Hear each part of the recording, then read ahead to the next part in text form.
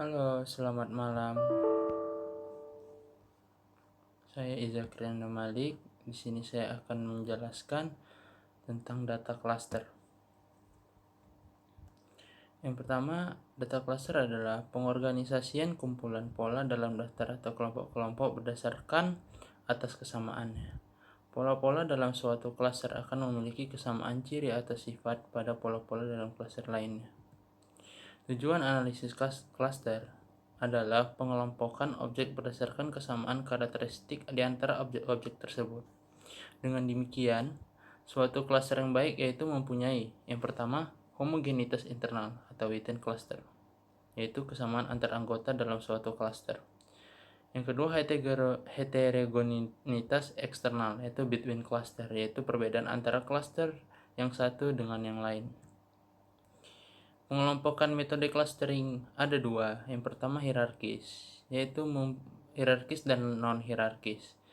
Hierarkis yaitu memulai pengelompokan dengan dua atau lebih objek yang mempunyai kesamaan paling dekat. Terdapat tingkatan hierarki yang jelas antar objek, dari yang paling mirip hingga yang tidak mirip. Tools lebih besar dari dendrogram. Yang kedua, non-hierarkis. Dimulai dengan menentukan terlebih dahulu jumlah klaster yang diinginkan, 2, 3, atau lebih. Setelah jumlah klaster ditentukan, maka proses klaster dilakukan dengan cara tersebut. Tipe klaster. Tipe klaster itu ada well-separated cluster, yaitu himpunan titik yang dimiliki kemiripan dengan titik lain dalam klaster daripada klaster lain. Center-based cluster, sebuah cluster yang memiliki anggota-anggota yang mirip dengan pusat cluster daripada pusat cluster lain. Pusat cluster, centroid, rata-rata dari semua titik dalam cluster. Ada juga medoid, memilih titik-titik sebagai titik tengah.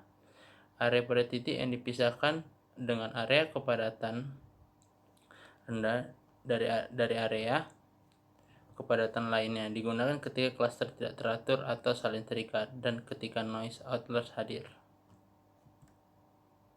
Berikut kita buka data sebuah kota, ada pendapatan, pinjaman, dana hibah, konsumsi, dan penduduk.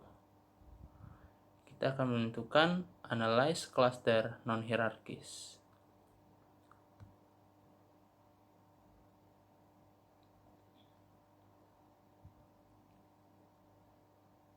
Yang pertama kita buka analyze.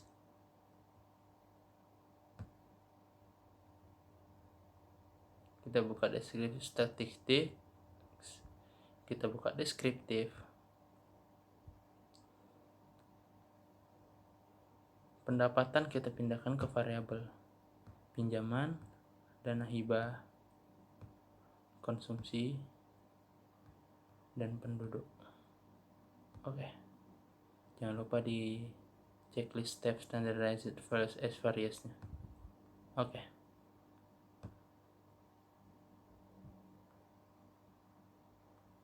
Maka muncullah Z pendapatan, pinjaman, dana hibah, konsumsi, dan penduduk. Tampilan pertama proses clustering data sebelum melakukan literasi. Beginilah tabelnya. Untuk mendeteksi beberapa kali proses iterasi yang dilakukan dengan proses clustering dari 12 objek yang diteliti dapat dilihat pad tabel berikut. Tahapan clustering cukup dengan 3 literasi.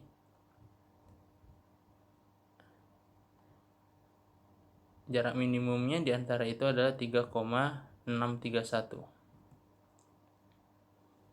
Output final cluster centers tersebut masih terkait dengan proses standarisasi data yang sebelumnya, yang mengacu pada z-score. Dengan nilai negatif berarti data berada di bawah rata-rata. Nilai positif berarti data berada di atas rata-rata total.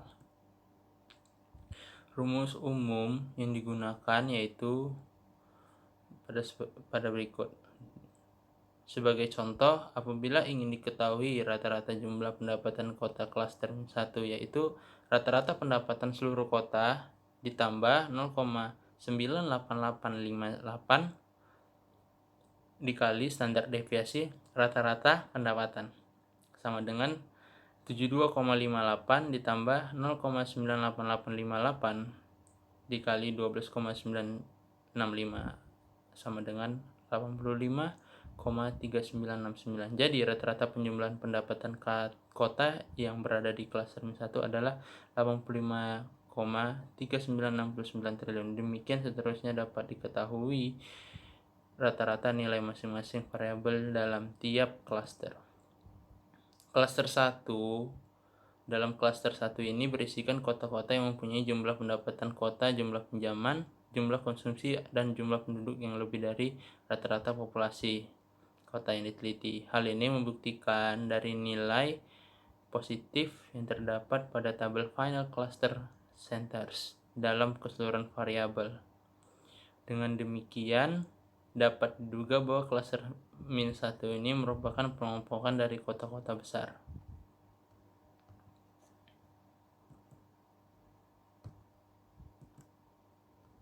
Tahapan berikutnya adalah melihat perbedaan variabel pada klaster yang terbentuk dalam hal ini dapat dilihat dari nilai F dan nilai probabilitas sigma pada masing-masing variabel. Berikut adalah tabel ANOVA-nya. Persamaan klaster atau penarikan kesimpulan sangat bersifat subjektif dan bergantung pada tujuan penelitian. Kemudian ada analisis klaster yang hierarkis. Konsep dari metode hierarkis ini dimulai dengan menggabungkan dua objek yang paling mirip. Kemudian gabungan dua objek tersebut akan bergabung lagi dengan suatu atau lebih objek yang paling mirip. Proses clustering ini pada akhirnya akan menggumpal menjadi suatu cluster yang besar mencakup semua objek. Metode ini disebut juga metode aglomeratif yang digambarkan dengan dendrogram.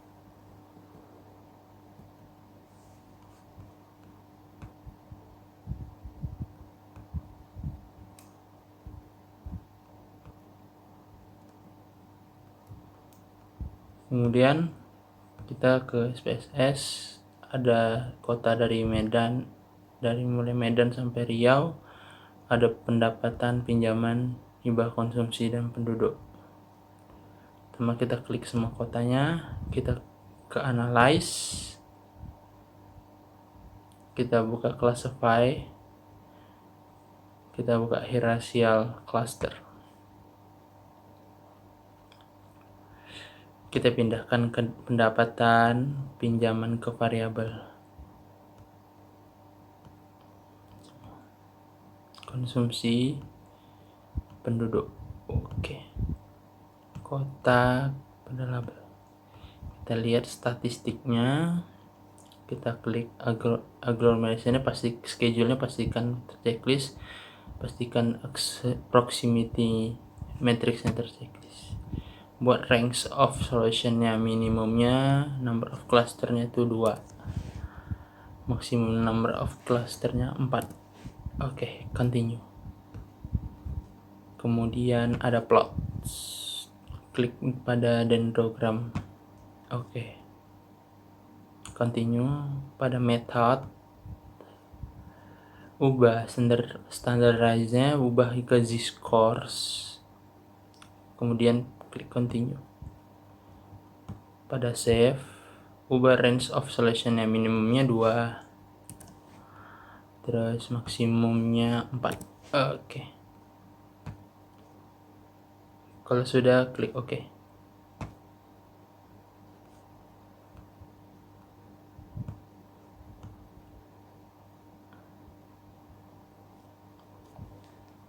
Maka muncul proximity list-nya.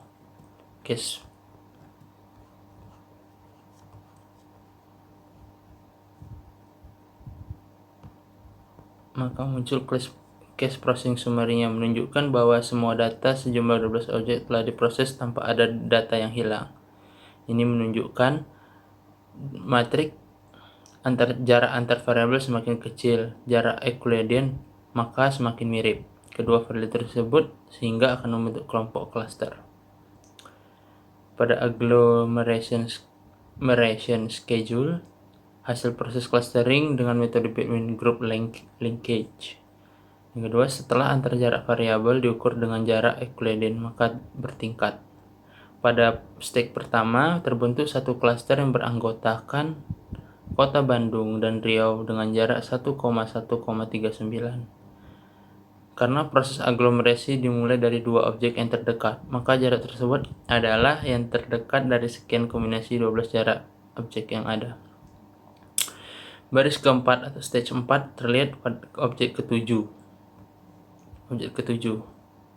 Kota Jambi membentuk dasar klaster dengan Kota Bandung. Dengan demikian, sekarang klaster terdiri dari 3 objek, yaitu Kota Jambi, Bandung, dan Riau. Nih. Sedangkan jarak terbesar 3,206 merupakan jarak rata-rata objek yang bergabung dengan dua objek sebelumnya, seperti tampak dalam proximity matrix dan dapat dihitung sebagai berikut. Yang pertama, jarak Kota Jambi dan Bandung sama dengan 2,432. Sementara jarak Kota Jambi dan Riau adalah 1,761. Jarak rata-ratanya adalah 2,432 ditambah 1,761 dibagi 2, hasilnya 2,0965. Stage kedua, terjadi pembentukan klaster Kota Papua dan Kota Surabaya berjarak 0,202 yang kemudian berlanjut ke stage 6. Nih. Dengan demikian seterusnya dari stage ketiga dilanjutkan ke stage 5 sampai ke stage terakhir. Proses aglomerasi ini bersifat kompleks, khususnya perhitungan koefisien yang melibatkan sekian banyak objek dan terus bertambah. Proses aglomerasi pada akhirnya akan menyatukan semua objek menjadi satu klaster. Hanya saja, dalam prosesnya dihasilkan beberapa klaster dengan masing-masing anggotanya, tergantung jumlah klaster yang dibentuk. Pada klaster membership, apabila diinginkan bentuk 4 klaster, maka jumlah klaster 1 adalah Kota Medan, anggota klaster 2 adalah Kota Lampung dan Kota Bengkulu. Anggota klaster 3 adalah Manado, Papua, dan Surabaya. Anggota klaster 4 adalah Kota Semarang, Jambi, Banten, Jakarta, Riau, dan Bandung. Tertera di tabel tersebut. Klaster 4. Kemudian apabila diinginkan dibentuk 3 klaster, maka anggota klaster 1 adalah Kota Medan, anggota klaster 2 adalah Kota Lampung, Manado, Papua, Surabaya, dan Bengkulu. Anggota klaster 3 adalah Semarang, Jambi, Banten, Jakarta, Bandung, dan Riau. Ini tabelnya. Klaster membership 3 klaster. Kemudian apabila diinginkan dibentuk 2 klaster, maka anggota klaster 1 adalah Kota Medan, Lampung, Manado, Papua, Surabaya, dan Bengkulu. Anggota klaster 2 adalah Semarang, Jambi, Banten, Jakarta, Bandung, dan Riau. Dendrogram berguna untuk menunjukkan anggota klaster yang ada jika akan ditentukan beberapa klaster yang seharusnya dibentuk. Sebagai contoh yang terlihat dalam dendrogram, apabila akan terbentuk 2 klaster, maka satu klaster 1 beranggotakan Kota Bandung sampai dengan Kota Semarang sesuai urutan dalam dendrogram, dan klaster 2 beranggotakan Kota Papua sampai dengan Kota Medan. Demikian seterusnya dapat digunakan dengan mudah melihat anggota tiap klaster dalam jumlah klaster yang diinginkan. Sekian dari saya.